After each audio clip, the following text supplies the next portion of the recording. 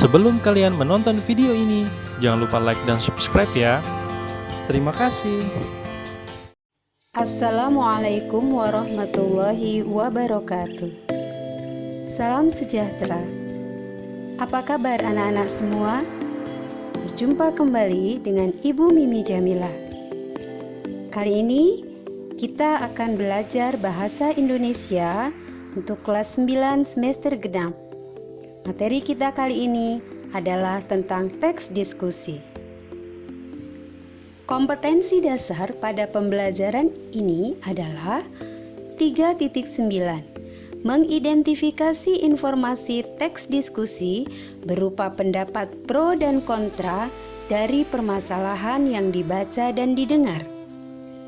4.9. Menyimpulkan isi gagasan, pendapat, argumen yang mendukung dan kontra, serta solusi atas permasalahan aktual dalam teks diskusi yang didengar dan dibaca. Adapun tujuan pembelajaran pada materi ini adalah agar kalian dapat mengidentifikasi informasi dalam teks diskusi dan agar kalian dapat menyimpulkan isi gagasan dalam teks diskusi. Sebelum kita mempelajari tentang mengidentifikasi teks diskusi, ada baiknya kita perlu ketahui apa yang disebut dengan diskusi. Diskusi adalah perundingan atau pertukaran pemikiran untuk memperoleh pemahaman mengenai penyebab suatu masalah dan solusi penyelesaiannya. Setelah kita mengetahui tentang apa itu diskusi, sekarang kita akan mengidentifikasi informasi teks diskusi. Untuk mengidentifikasi informasi dalam teks diskusi, yang perlu kita ketahui adalah pengertian dan ciri-ciri teks diskusi. Kemudian, informasi apa yang terdapat dalam teks diskusi? Informasi tersebut yaitu adanya pendapat yang pro dan yang kontra. Sebagaimana tadi telah dijelaskan bahwa untuk mengidentifikasi teks diskusi, kita perlu memahami atau mengetahui pengertian dari teks diskusi. Teks diskusi adalah sebuah wacana yang berupa tulisan yang memaparkan dua pendapat berbeda, satu di sisi pendukung dan satu di sisi kontra atau menolak, yang diakhiri dengan simpulan atau rekomendasi penulis. Kemudian, kita perlu mengetahui ciri-ciri teks diskusi. Ciri-ciri teks diskusi itu yang pertama, strukturnya terdiri atas isu, argumen mendukung, argumen menentang, dan simpulan. Yang kedua, memuat informasi yang cenderung bersifat informatif argumentatif. Dan yang ketiga, menerapkan unsur kebahasaan. Apabila diperhatikan, ciri khas utama dari teks diskusi itu berisi informasi.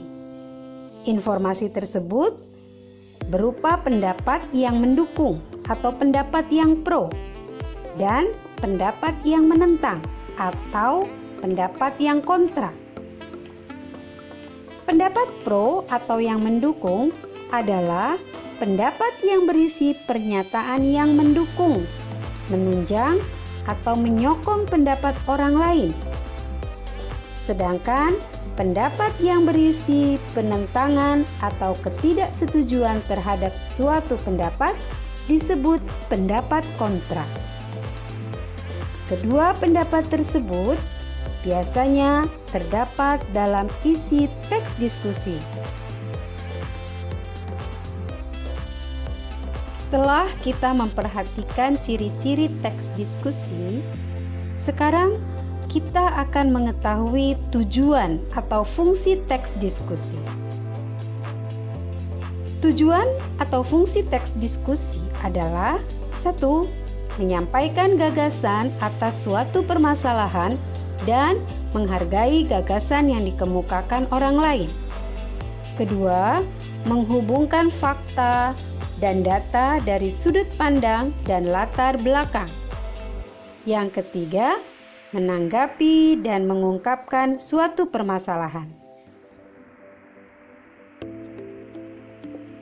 Mengapa kita perlu menyimpulkan teks diskusi?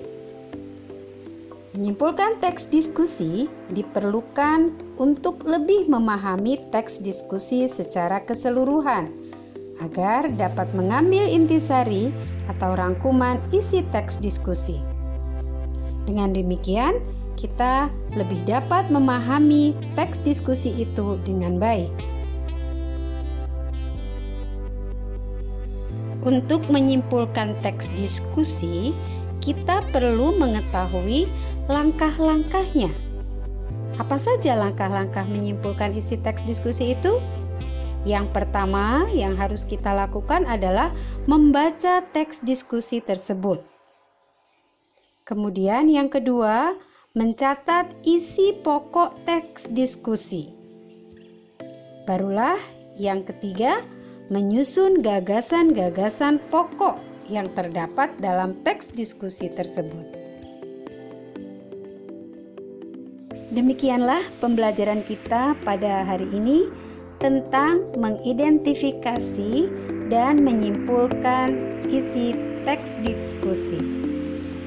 Ibu ucapkan terima kasih, semoga bermanfaat, tetap semangat dan sampai jumpa. Assalamualaikum warahmatullahi wabarakatuh.